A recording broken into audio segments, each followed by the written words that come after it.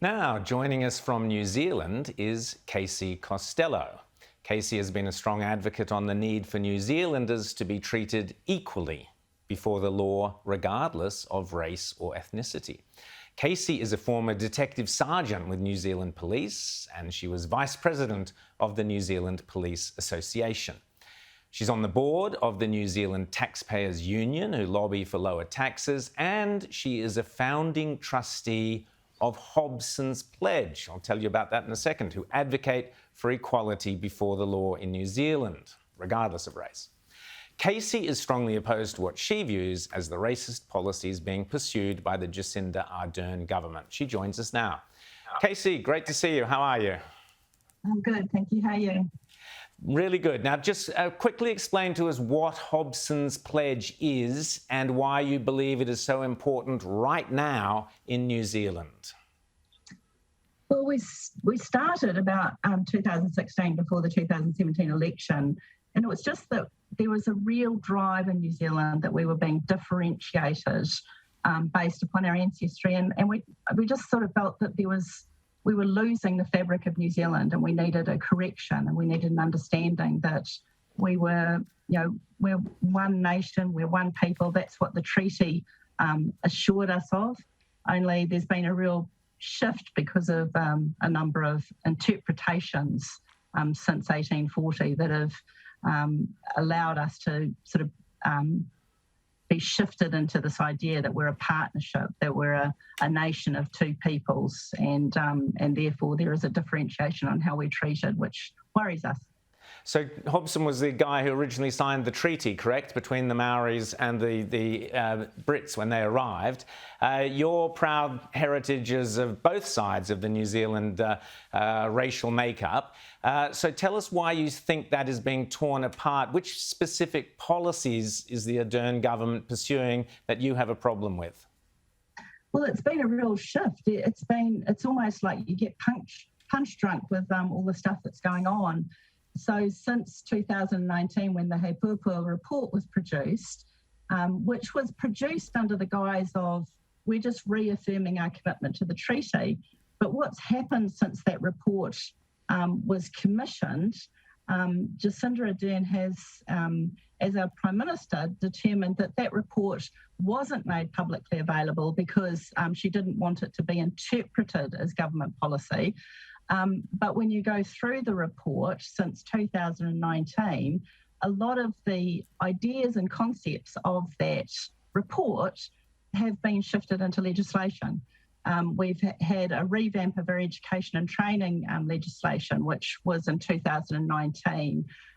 We've had a change in democratic process around the establishment of Maori wards in local government, which was an over the night, literally in 3 days, legislation change that removed a democratic process of referendum. And then lately it's just increased in speed.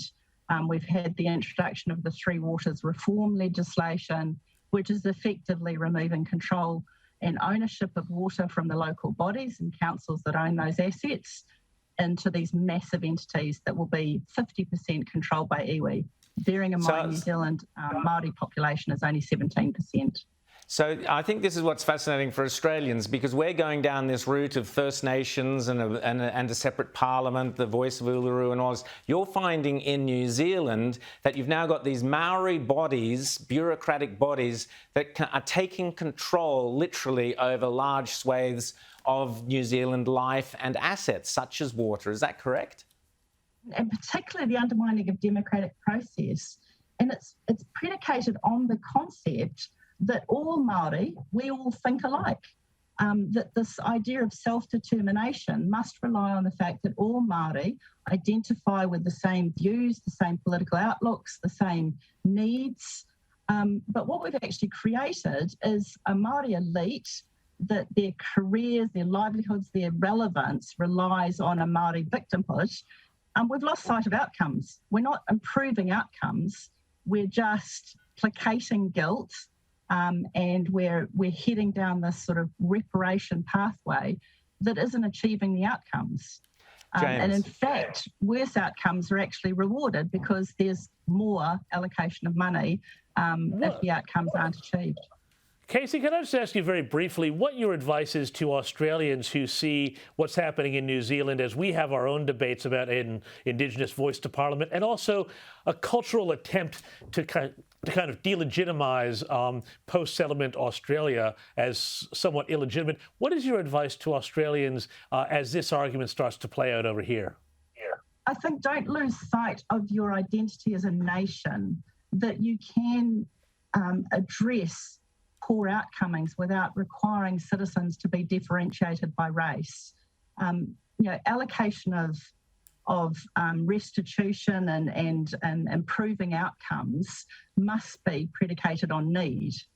Otherwise, you end up with exactly as we've got. You can be highly successful in achieving massive salaries and successful, but if you're Maori, you're still deemed to be in need, in quotations, and you lose sight of those outcomes. I think, Thomas Sowell writes some great material around discrimination and disparities, this idea that poor outcomes are as a result of discrimination. It's just not founded in truth. Outcomes are contributed by a whole range of factors. Outcome isn't as a result of opportunity not being equal. It's, you've got to have effort, you've got to have commitment, you've got to have ability. And this idea that you measure discrimination based on poor outcomes is a flawed approach. And that's what we've achieved is this idea that we're not looking for equality of opportunity. We're actually now introducing a health system that's requiring equality of outcome. And how do you achieve that? Casey Costello, great to chat to you. So Hobson's Pledge is where people can go to the website to find out more details about what is happening and your concerns that the Ardern government is specifically pursuing these kind of racist policies, dividing people by their ethnic background. It never works out well. Casey Costello, thanks so much for coming on Outsiders, and good luck. Thank you for your time.